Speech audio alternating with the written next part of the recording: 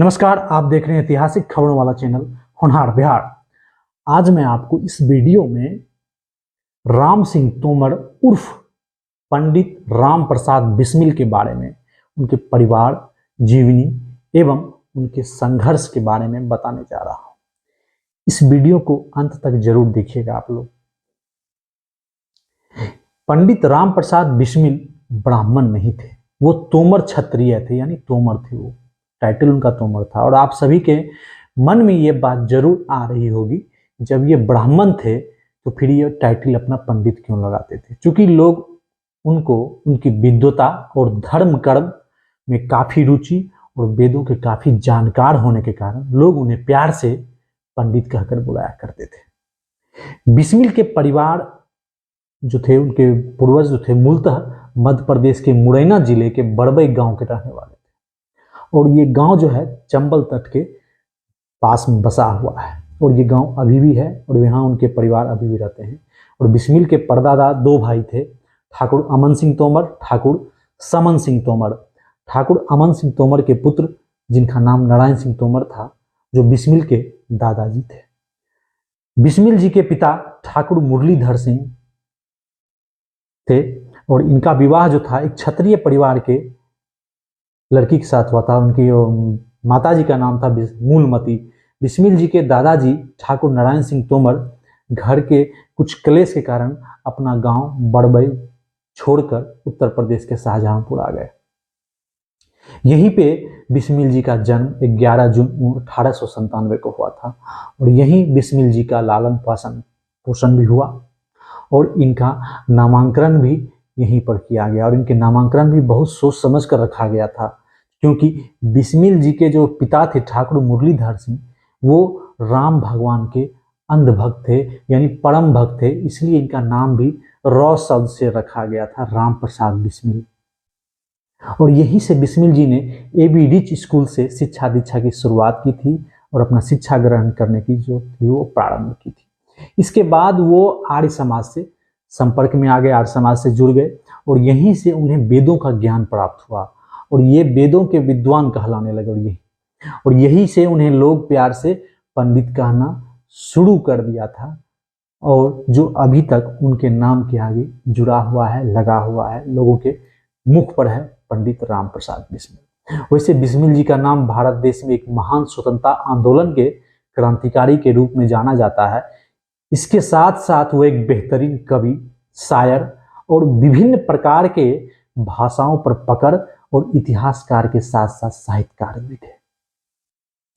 ज्योतिष ने जन्म के समय ही ये कह दिया था कि यह बालक का उम्र जो है अल्पायु का है, थोड़ी कम उम्र का है। यदि यह बच गया तो उसे चक्रवर्ती सम्राट बनने से कोई ताकत इसे रोक नहीं सकता है। आप समझ सकते हैं ये बालक कितना विद्वान था। मात्र 19 वर्ष की आयु में ही इन्होंने क्रांति के क्षेत्र में अपना पहला कदम रख दिया था बिस्मिल जी ने।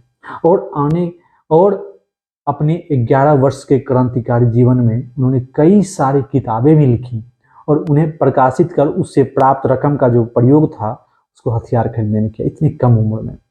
और अपने भाई, जब इनके भाई की हत्या, जब परमानंद जी की भाई की हत्या अंग्रेजों के द्वारा कर दी गई थी, इनमें अंग्रेजों के प्रति ज्वाला और प्रतिशोध और अधिक धधकने लगी थी। उन्होंने ब्रिटिश सरकार को जड़ से खत्म करने की प्रतिज्ञा कर ली थी। इसके बाद मैनपुरी षड्यंत्र में इनका नाम आ गया। शाहजहांपुर के 6 युवक पकड़ा गए और इस षड्यंत्र में मेन मुखिया जो थे बिस्मिल जी थे, लेकिन वो खुद को इस पकड़ से बाहर रहे और वो खुद नहीं पकड़ाए और षड्यंत्र का फैसला आने के लगभग 2 साल तक खुद को अंडरग्राउंड रखे, 2 साल तक छिपे रहे। और इसी 2 साल की अवधि में उन्होंने कई सारी किताबें लिखी। जो उनकी कुछ मुख्य किताबें हैं मैनपुरी षड्यंत्र, स्वदेशी रंग, अशफाक की यादों में इत्यादि, और भी सारी किताबें हैं जो मैं अगले एपिसोड में डालूंगा। उसके बाद इनके कांड है काकोरी कांड, के बारे में कौन नहीं जानता। जिसने भी थोड़ी सी इतिहास पढ़ी होगी उन्हें जरूर पता होगा ये कांड कैसा है। 7 मार्च 1925 को बिचपुरी तथा 24 मई 1925 को द्वारकापुर में 2 राजनीतिक डकैतियां हुई, परंतु कुछ विशेष धन प्राप्त नहीं हुआ था वहां से। इन राजनीतिक डकैतियों में उनके साथी भी मारे गए थे, जिसके कारण उन्होंने तय किया कि वे अब केवल सरकारी खजाना ही लुटा करेंगे। काकोरी कांड की घटना है, आप लोग सुन रहे हैं।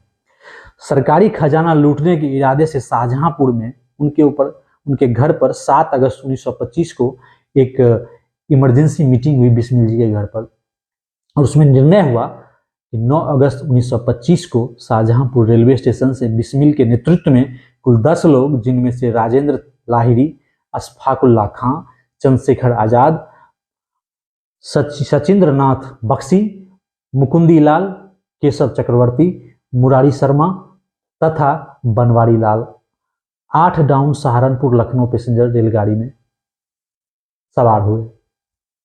सहारनपुर लखनऊ पैसेंजर जैसे ही लखनऊ से पहले काकोरी रेलवे स्टेशन पर रुककर आगे बढ़ी, क्रांतिकारी ने चेन खींचकर उसे रोक लिया और सरकारी खजाना बक्सा नीचे गिराने लगे। बक्से को खोलने की कोशिश की गई, लेकिन वह नहीं खुला, तो हथौड़ों से बक्सा खोला गया और खजाना लूट लिया गया। लेकिन जल्दीबाजी के कारण चांदी के सिक्कों और नोटों से भरे चमड़ों के कुछ थैले वहीं छूट गए।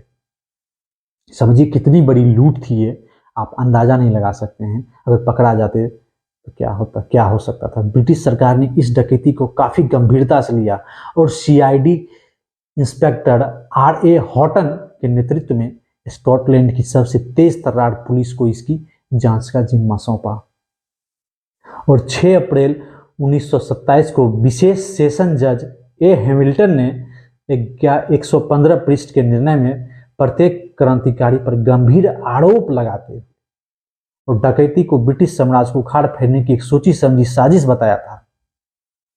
अंततः इस डकैती के सभी आरोपी को फांसी की सजा सुना दी गई।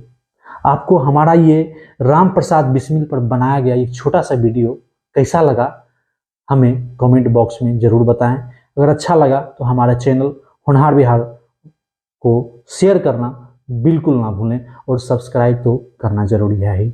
बहुत बहुत धन्यवाद।